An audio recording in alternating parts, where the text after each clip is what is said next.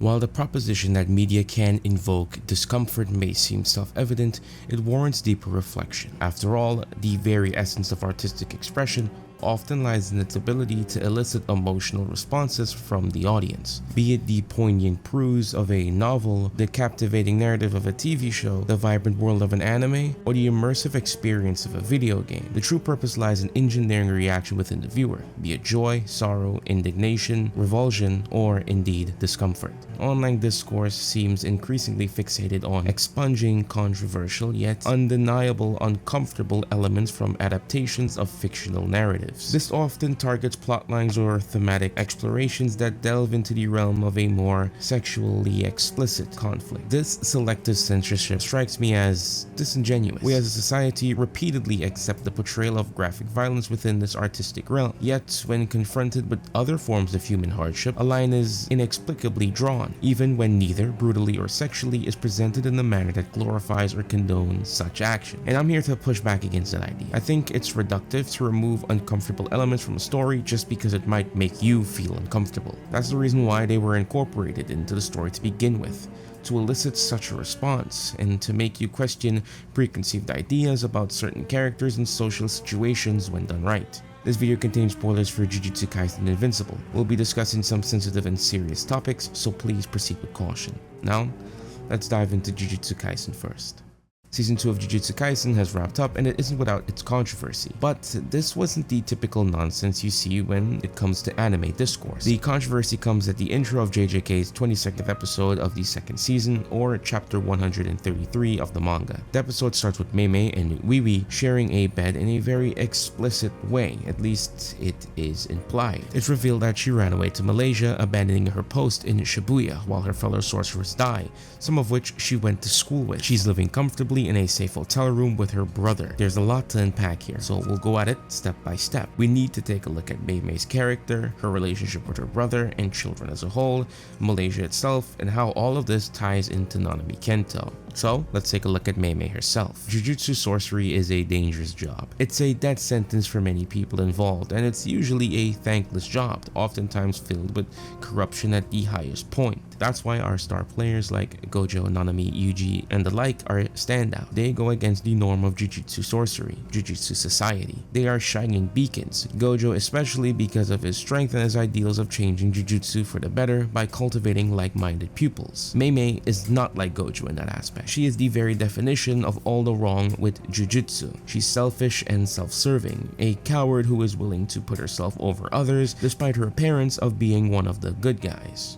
Mei Mei isn't evil per se. She still aligns herself with the protagonist if it wasn't apparent as her helping them out in Shibuya as little as she did and during the events of Zero. Her morals, on the other hand, is what make this character gray. Mei Mei has her own system that determines whether or not something is of value depending on how proportionally useful they are to her. This is exploitative, and it's fitting of her character because she tends to exploit the people around her, whether it be for money or to gain the upper hand in a confrontation. Now that we understand the basics of Mei Mei, we can move on to her exploitative relationship with her younger brother, Wee Wee, and the sinister implications that come with it.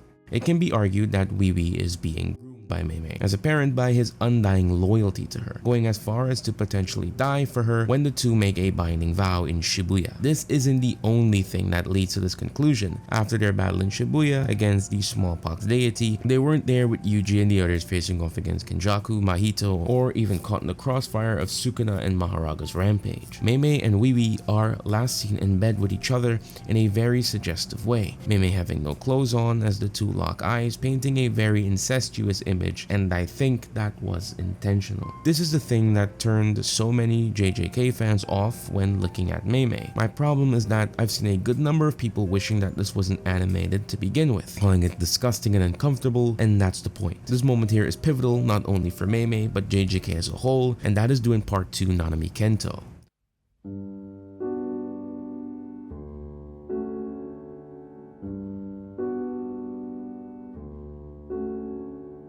Nanami and Mei Mei stand in parallel in almost every aspect of their characters. Mei Mei is very money driven. Most if not all of her actions in the series are compelled by money, as opposed to Nanami, who understands that the monetary gain offered to Jujutsu sorcerers are not worth the risk of the job, often discouraging the idea of becoming a sorcerer. Nanami isn't in this job for the money, far from it. He's here out of obligation.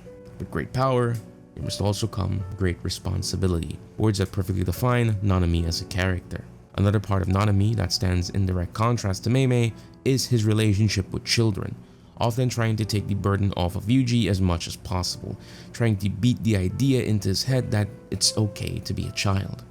Nanami understands his role as an adult and the power that he holds among his younger peers. He never abuses it despite the fact that people below him understand the risks of the job. He's selfless and will always sacrifice himself first. Even during his last moments in Shibuya, he's driven by the idea of protecting the younger generation as much as he can. And finally, during Nanami's final moments, he dreamed of going to Malaysia and retiring, something that Mei Mei did shortly after. Gege perfectly structured these two characters to the point where the last example is so on the nose it's hard to ignore. They are two Jujutsu sorcerers who understand the world inside and out, because both Mei Mei and Nanami were children exploited by the same system. They watch people they know die, and they risk their lives on multiple occasions. Mei Mei, on the other hand, didn't fight against the system, she embraced it, while Nanami held on to his morals and values. It's for this very reason Gojo appointed Yuji to study under Nanami. Mei Mei's extreme actions show us how vile the world of Jujutsu can get outside of gratuitous violence. It serves its purpose in the story, and ultimately it shouldn't be removed. It's way more impactful seeing the implications than it would be otherwise. And with Jujutsu Kaisen wrapped up, let's talk about Invincible has wrapped up its second season, and it planted a lot of seeds for future plotlines to come, introducing us to many new characters that will return, one of which being infamous within the Invincible fanbase, Anissa.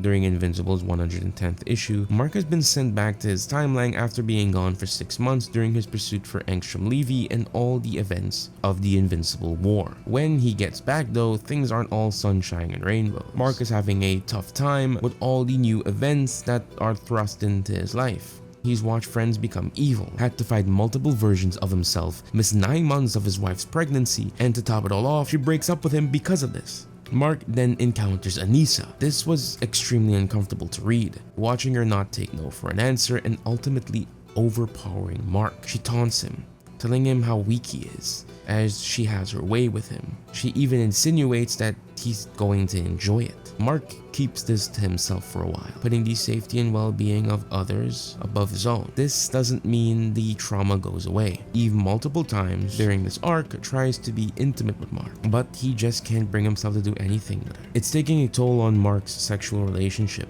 as to his mental health. And during issue 118, I shed some tears as Mark finally opens up to his wife Eve, and I think it's important what Mark says here.